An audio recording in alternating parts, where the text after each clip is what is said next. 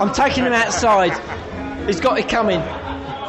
He doesn't know how good I am at tiddlywinks. The last person who called outside, no word of a lie, Joe Calzaghe. You're joking. Seriously, I've told you that story. You didn't take him outside. Yeah, no, seriously, I'll tell you now. I'll tell you now, no word of a lie. Right, it was, right, Lana, just keep filming this. Yeah, it's a true story, this, on my little boy's life, right, Oscar? It was the second press conference before the fight. They announced the fight like 8 weeks before the fight. And then you have the press conference 2 days before the fight, I think it is. So anyway, it's the second press conference. In the first press conference, he'd been giving it all. I'm going to knock him out in 4 rounds and blah, blah, blah. He does modelling. I'm going to mash up his looks and all that. And I remember saying to him, I said, Joe, and he goes, you're just jealous because I'm better looking than you. And I went, Joe, we're having a fight. We're not walking down a catwalk.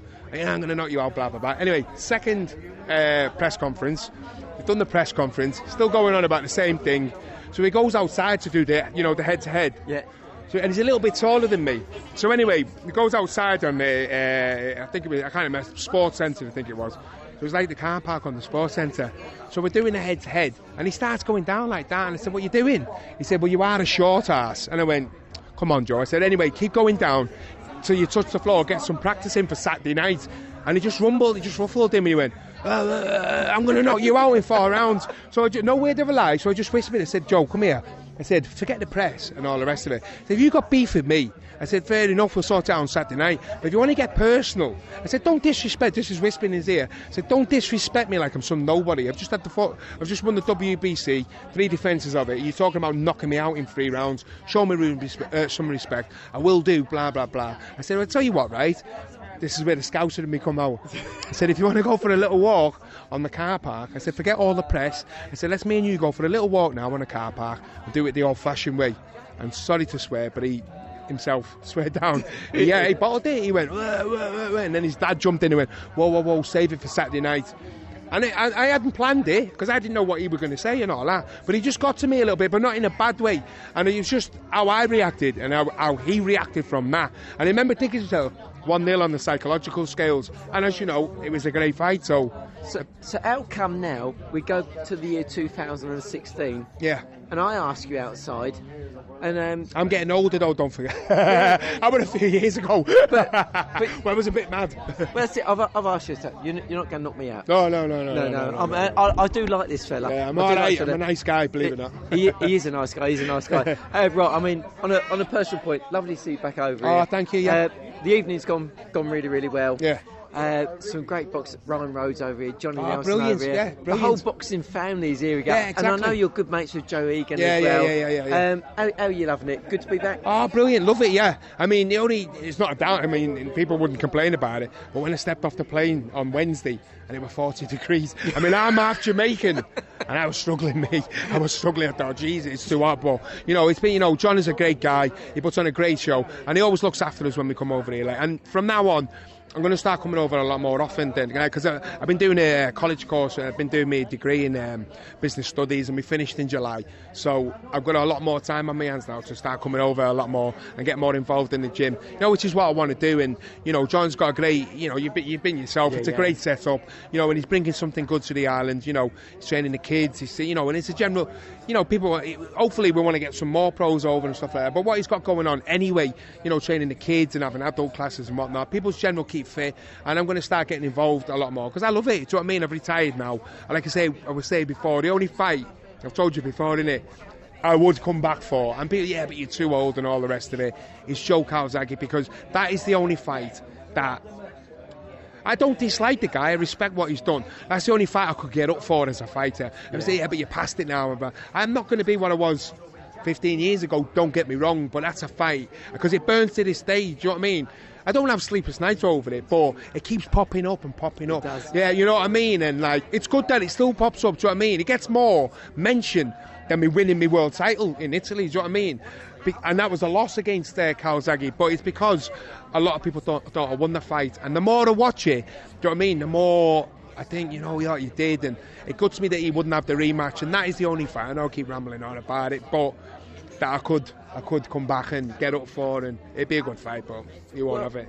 we all know it would be a good It would. fight. Yeah, I know we're a lot older than the first time, but it's one of them fights that if it was roles reversed and I was Joe Calzaghe, I'd have to give me the rematch, because I couldn't go down or retire as like 46-0. Been in with some great fights with, like, you know, Bernard Hopkins, Roy Jones, been some great fighters, you know, Kessler, Robin Reid, you know what I mean? But people still talk about that fight as a loss. I'd have to put it to bed and rectify that. You know what I mean? I'd want to, if it was me, I'd want to have the rematch and do a proper number on me if I was him. Do you know what I mean? I couldn't have it. It'd do my head in more being him, knowing that he won the fight. But people are saying, yeah, but Joe, you didn't. Like, Reid, he won that. Like, do you know what I mean? But do you know what though? Even if you didn't come back as a boxer, I've got to say, all the ex-fighters that I've interviewed, when I ask them for their fight predictions, Johnny Nelson, he's been rubbish in the past. But you, if I was a betting man, I'd be rich by now. I know, if I was a betting man, I'd be rich myself. Every time I talk to you and ask you for a fight prediction, you come up trump. So I've got to quickly say this. Go on, though. Watch, you probably put the mockers on me now, but go on. We've got Liam Smith. He's going to be fighting Canelo. Is he going to win or is he going to lose? No disrespect to Liam Smith, great fighter, but Canelo's different class, do you know what I mean? To me, and he's a great fighter, Liam Smith, but he's relatively inexperienced at that level, you know. And let's get it right, look at Canelo, you know what I mean? It's like, and he's still young himself, do you know what I mean? And people are like, you know, I'm going to say it, look what he did to Khan. I know Khan was coming up the weights and all of that, but, you know, he fought the right tactical fight for me on that one. I actually predicted, I don't think I spoke to you before that one, did I? No. But I actually got it right. You did? Yeah. I said Canelo and Khan. I said Khan will be good for 5 rounds. I said, but then I think Canelo will get a grip of him. I said, he'll probably knock him out, and he did round 6. So going back to what you were asking me, I just think Canelo's a little bit too much for Liam Smith at this moment in time. Do you know what I mean? You know, he's a seasoned pro, and he's been in with some great champions, you know, Cotto, Mayweather, you know what I mean? And he's like, he's been in some great, whereas Liam Smith's not quite. You know, he's world champion, but he's not been at that fort at that level. You know, it might bring the best out of him, but I don't think it's going to bring enough out of him to beat Canelo. So I reckon Canelo, if you want a prediction for rounds, I'm going to play it safe to an extent, but I think Canelo possibly stop it in the second half of the fight. In the second half. And you know what I'm going to ask next? Triple G versus Kell Brook. Yeah. My boxing, what do I go with here? My boxing brain says GG because of the weight. He's a natural middleweight. But something, the other side of me saying, like Kell Brook, if he's in the fight, which I hope he is, if he's in the fight to win, and he believes he can win, he's got a good chance of winning because he's fast. He's a big welterweight as it is anyway. And I think everybody is there to be beat. I know it sounds mad, do you know what I mean? But look at Roy Jones, who'd have seen him getting beat down the line. You know, so, you know, Sugar Ray Leonard, you know, great fighters can be beaten. And I think Triple G, he is good, do you know what I mean? But there's just something about him. I don't know what it is. And it's the fighter in me that just says, like, you know, he's beatable. I don't know what I just think he's beatable. He can punch, don't get me wrong, but there's something about him that just says he's beatable. And like, if that fight had been offered to me, I mean, I'm talking like, not now, do you know what I mean? But if he was about in my day and that fight had been mentioned to me, I don't think I'd have bottled it. I'd have thought, yeah, I'll have that. Because there's something, he's a big puncher, but I just think he's there to be it. And I think Kell Brook, there is a chance that, like, if he uses his boxing brain, he's going in to win. He's not just going in to take par. He has got a decent chance. So, I mean, he's got everything to gain and nothing to lose, and he's got to take the bull by the horns. So, I mean, and it's a possibility. Look at Don Curry against Hunnigan. Yeah, exactly. Back in the day, we're blitzing everybody. Nobody gave him a Canelo chance. And if Triple G is he underestimates Kell Brook, you never know. Do you know what I mean? Like I say, I've got to go for it. If I'm predicting, and I don't want to get it wrong, I've got to go for Triple G. Can I just give you the hat? Oh yeah, thank you. Your wife left it on the bar before and it's you. Thank you very much appreciated. Thank you very much. And lastly, I know you're really busy at the moment. I saw you sparring a little bit with Ryan Rhodes yesterday. Yeah. How about that for a catchweight return? You against Ryan Rhodes. It'd be hard because he's like a mate in it. I couldn't fight him, mate. It's good having a little tickle and a bit of moving about and all that. I couldn't fight him though. Like I say, the only fight I could get up for, I'm not just saying it, Joe Calzaghe. Because I've made comebacks before in the past and it's gone pear-shaped, but not you know, yeah, we can all make excuses today with this, down to this, down to that. I couldn't get up for them fights because I'd been a world champion, and next minute I'm fighting, you know, people at short notice, 5 weeks notice to fight Kenny Anderson and things like that. You know, Joe Calzaghe. I don't dislike him, you know what I mean? I respect him, but it's just the result of the first fight.